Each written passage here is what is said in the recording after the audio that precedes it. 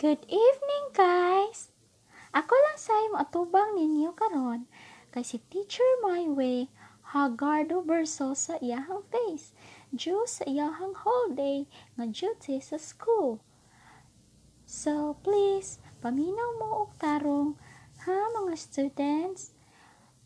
Excuse me, teacher, unsa gali ang imuhang i-discuss karon? Yes, Pitpit. This evening, ako ang i-discuss ang technique on how to solve factorable trinomial where a is greater than 1. Okay? So, padaplin sa kadiya, Pitpit, ha? Ayaw sa pagsinamo.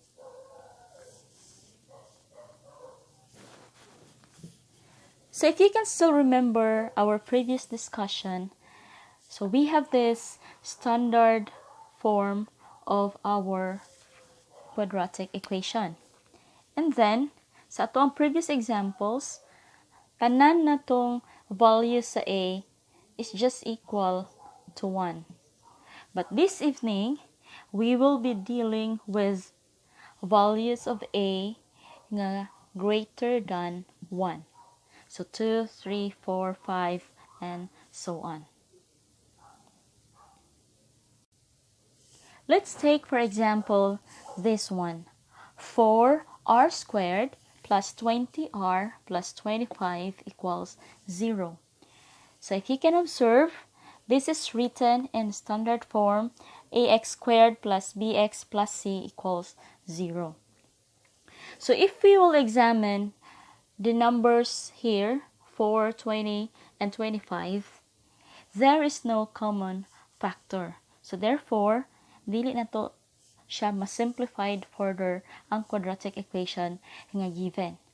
So, let us apply our technique for you to be able to solve this factorable trinomial nga dili na mo magtagna-tagna kung unsa ang iyahang factors o unsa iyahang roots.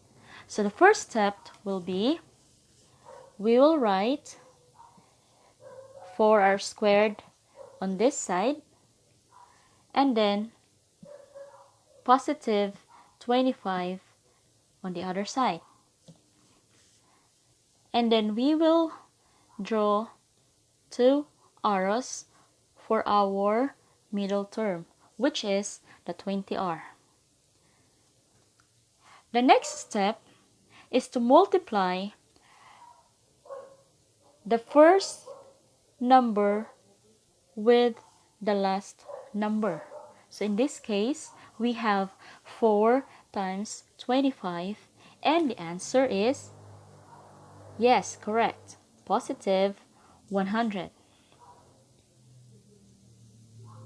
And then, let us find all the factors of positive 100, and if possible, in order.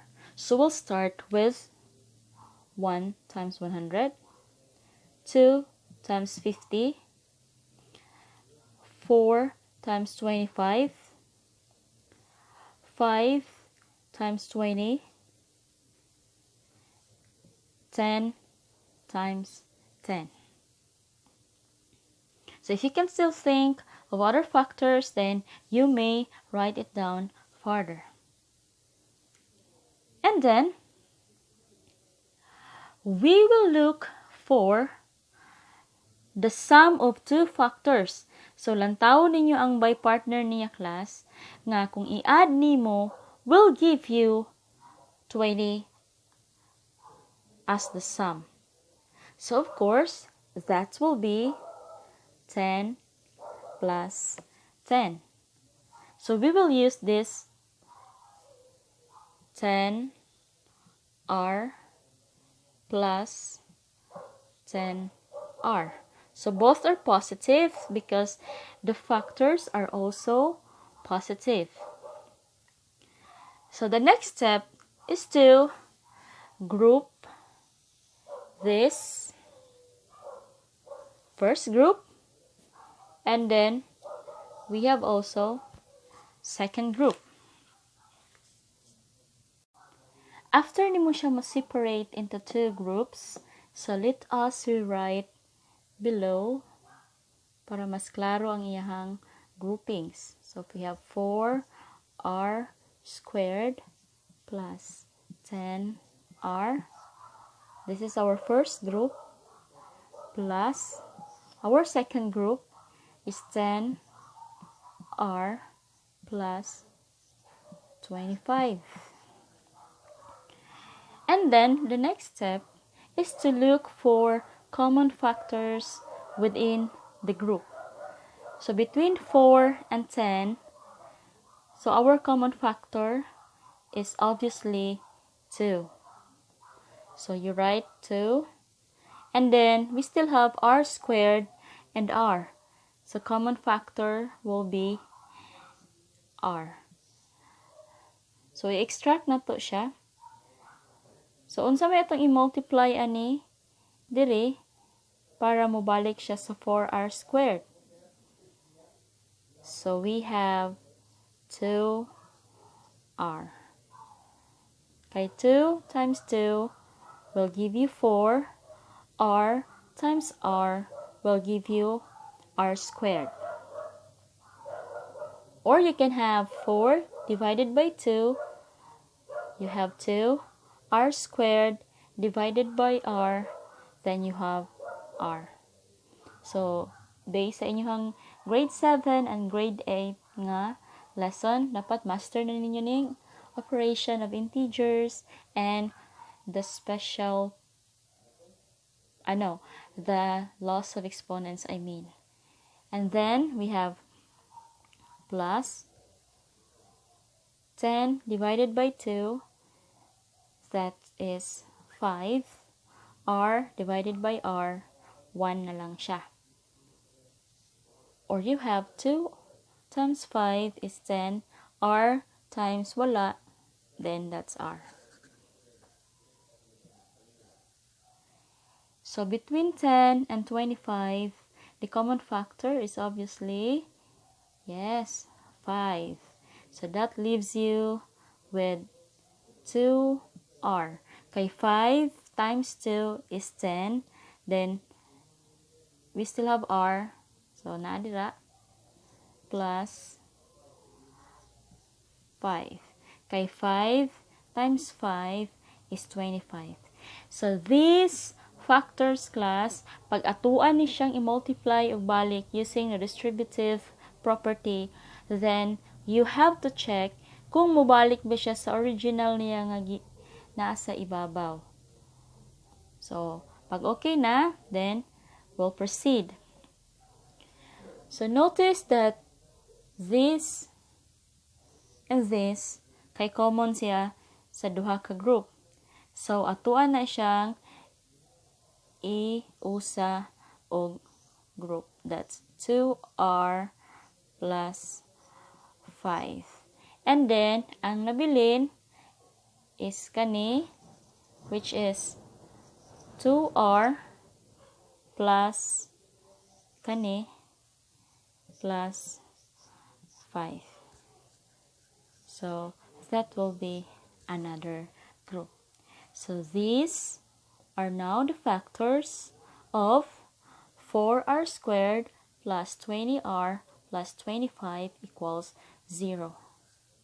So we have this, or you can rewrite this as 2r plus 5 quantity square equals 0.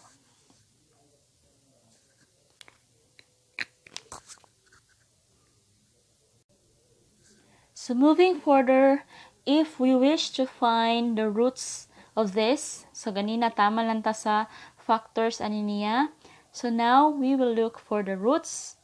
So we have by zero product property, katong ito ang discussion last time, we can equate each term to 0. So we have 2r plus 5 equals 0. And then another 2r plus 5 equals 0. Since pareho lang man siya, so you can just solve any of these two. So we'll start here. We have 2r as I said, kaning 0, wala na ni value. Then, we will transpose positive 5 tabok sa tulay, mahimong negative 5. And then, if there is still number here other than 1, so we will simply divide that with the same number, both sides, to make the equation balance all the time. And then, this is 2 divided by 2 is 1. So, that will be 1r or just r. And then, we have negative 5 over 2. So, the same lang daari sa pikas. Ang iya pong value is r equals negative 5 over 2. Pareho lang ang process. Or, if you will use the 2r plus 5 squared equals 0.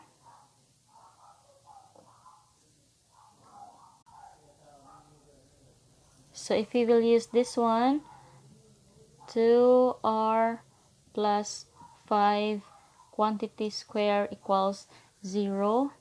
So, sa ato ang previous discussion again, this is a perfect number, and the left side is also a perfect number due to the squared symbol.